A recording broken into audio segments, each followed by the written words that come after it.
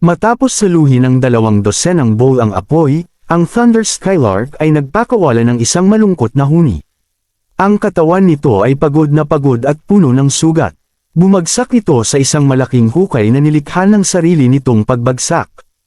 Ang mga pakpak na dating kumikislap sa kidlat ay nakaladlad na ngayon sa lupa, sunog at nanginginig. Hindi pa natatapos ang panganib. Ang Red Flame Lion King ay mabilis na sumugod. Ang mga mata nito ay nagliliyab sa galit at kay-abangan. Ang kuko nito ay nakatutok diretso sa lalamunan ng Thunder Skylark. Ang layunin ay malinaw, tapusin ang buhay ng ibon at angkinan ang tagumpay. Sa isang iglap, kumawala si Zuning Xiang mula sa pagkakahawak ni Zuofan at Exi Tianyang.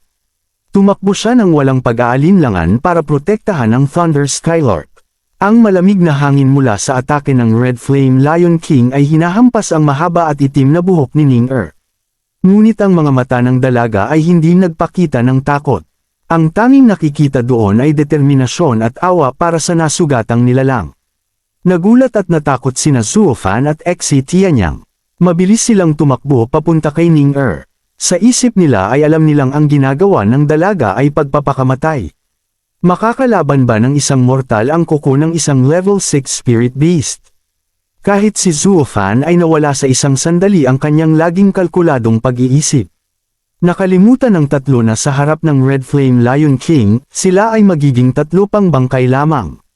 Wala silang magagawa, ngunit sa kabila noon, iisa lang ang nasa isip nila. Hindi nila iiwan ang isa't isa. Hindi nila tatalikuran si Ning-Er at hindi nila hahayaang mamatay ang Thunder Skylark ng mag-isa. Sumigaw si Exi Tianyang habang itinapon ang sarili sa harap ni Ning-Er. Handa siyang saluhin ang atake para sa dalaga. Kahit kamatayan ang kapalit, sasamahan niya si Ning-Er. Sa kabilang banda, si Zuofan ay mas naunang kumilos. Sa isang iglap ay nasa harap na siya ng dalawa.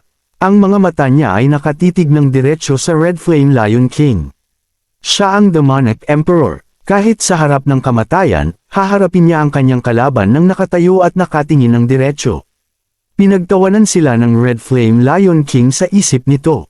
Para sa halimaw, ang laman ng mga tao ay hindi sapat para pigilan ang kuko ng isang hari. Habang papalapit ang kuko, ang intensyon nitong pumatay ay dumampi sa balat ng tatlo. Nanginginig sila sa lamig at takot na dala ng aura ng kamatayan. Ngunit bago pa dumampi ang kuko sa mukha ni Zuofan, isang kakaibang pangyayari ang naganap. Mula sa noo ni Zuofan ay lumabas ang isang asul na apoy. Ang apoy ay hindi mainit kundi malamig. Isang nakakagimbal na kapangyarihan ang Bomb-A-Lot sa buong All Beast Mountain Range. Ang mga spirit beast sa paligid, gaano man kalakas, ay nanginag sa takot. Ang mga ulo nila na dating mayabang ay kusang yumuko sa lupa. Kahit ang mga halimaw na naglalaban sa malayo ay lumuhad at nanginginig. Ang Red Flame Lion King ay napatigil. Ang kuko nito ay nakahinto ilang pulgada mula sa mukha ni Zuofan. Ang mga mata ng leon ay nakatitig sa asul na apoy na sumasayaw sa noo ni Zuofan. Nanginginig ang buong katawan ng halimaw sa takot. Ang asul na apoy ay kasing liit lamang ng apoy ng kandila. Sumasayaw ito sa hangin sa harap ng noo ni Zuofan. Ngunit sa bawat paggalaw ng apoy, ang mga mata ng Red Flame Lion King ay nanginginig din. Para bang sa bawat pag-indek ng apoy ay nakikita ng leon ang sarili nitong katapusan. Ang kanyang kamatayan. Walang pag-aalinlangan na binawi ng Red Flame Lion King ang kuko nito. Tumalikod ito at mabilis na tumakbo palayo. Naging isang bola ng apoy ang leon habang tumatakas. Ang takbo nito ay walang dignidad. Ang dating hari ay tumatakbo ngayon nang walang pakialam sa itsura. Muntik pa itong madapasa. Sobrang pagmamadali. Ang isang level 6 spirit beast, isang hari sa All Beast Mountain Range, ay tumatakbo ngayon na parang isang takot na kuting. Ang bawat kasukasuan nito ay nanginginig sa takot. Napakunot ang noo ni Zuofan. Hinawakan niya ang kanyang noo pero ang asul na apoy ay nawala na. Nagtago na ito sa loob ng kanyang katawan.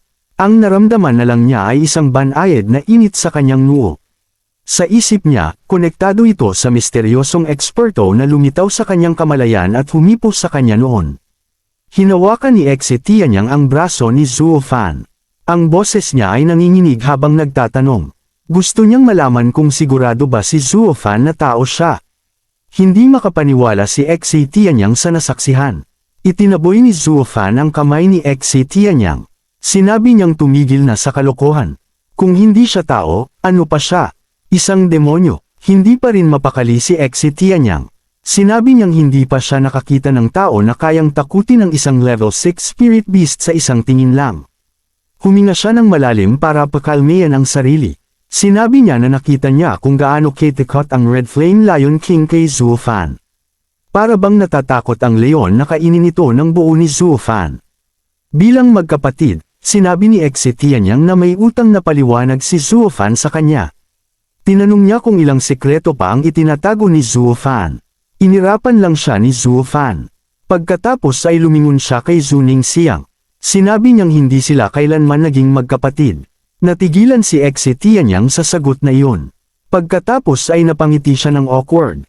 Ngunit sa loob niya, lalo lamang lumalim ang kanyang pagtataka at paghanga kay Zuofan. Lumapit ang dalawa kay Zuning Xiang.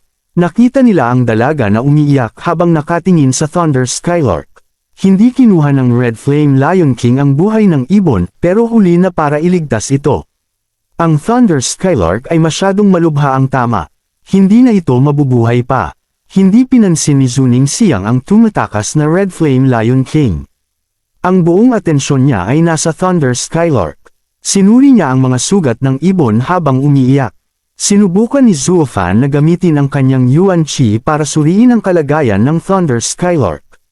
Pagkatapos ay bumantong hininga siya. Sinabi niyang hindi na ito mabubuhay.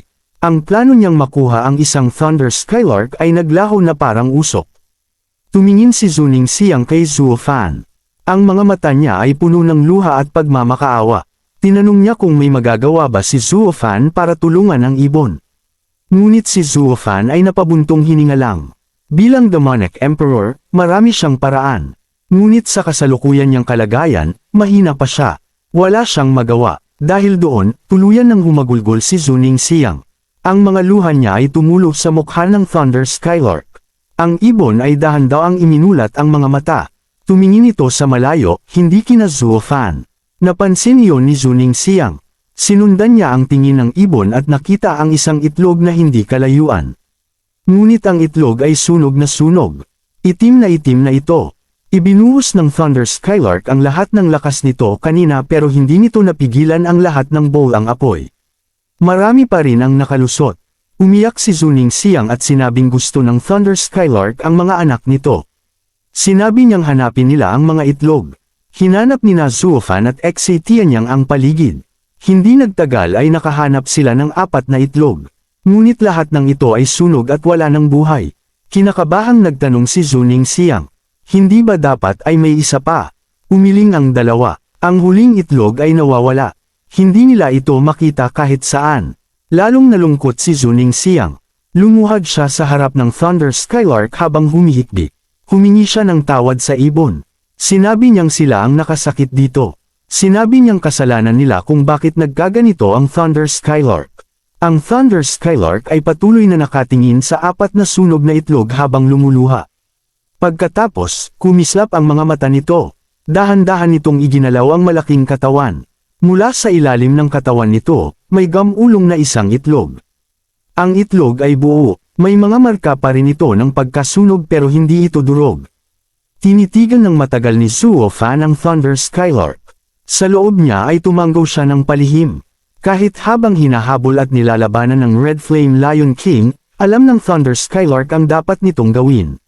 Sinigurado nitong maprotektahan ang isang itlog nang walang nakakaalam. At nang bumagsak ito, ginamit nito ang sariling katawan para itago ang itlog. Para kahit mamatay siya, mabubuhay pa rin ang anak niya. Ibinigay nito ang buhay para sa kapakanan ng kanyang supling. Habang iniisip iyon ni Zuofan, nakaramdam siya ng malalim na respeto para sa ibon. Sumigaw ang Thunder Skylark. Tumingin ito kay Zuofan. Mas partikular, sa noo ni Zuofan. Pagkatapos ay tumingin ito sa itlog na may pag-asa sa mga mata. Naintindihan ni Zuofan ang ibig sabihin ng ibon. Tinanong niya kung gusto ba ng Thunder Skylark na siya ang mag-alaga ng itlog. Tumango ang Thunder Skylark. Ang mga mata nito ay puno ng init at pagmamahal para sa itlog. Pinulot ni Zuofan ang itlog at bumantong hininga. Sinabi niyang sunog na sunog ang itlog. Kahit mapisa ito, hindi ito mabubuhay ng matagal. Maliban na lang kung gagawin ang isang bagay. Bumulong si Zuofan sa tainga ng Thunder Skylark. Ang iba ay hindi narinig ang sinabi niya. Pagkarinig noon, nagulat muna ang Thunder Skylark. Pagkatapos ay tumango ito ng may pasasalamat. Lumingon ang Thunder Skylark sa anak nito sa huling pagkakataon. Pagkatapos ay pumikit na ito ng payapa. Alam nitong nasa mabuting kamay na ang anak niya. Alam nitong aalagaan ito ni Zuofan. Kaya naman nakahinga na ito ng maluwag. Ang ina na lumaban hanggang sa huli ay nakapagpahinga na rin. Tinitigan ni Zuofan ang itlog mula sa kanyang mga bisig, at bigla itong naglabas ng gintong liwanag sa paligid. Thank you mga boss. Dito na natapos ang chapter na ta. Stay tuned lang, ini-edit ko pa ang susunod na chapter. Like and subscribe para updated kayo sa mga upload natin.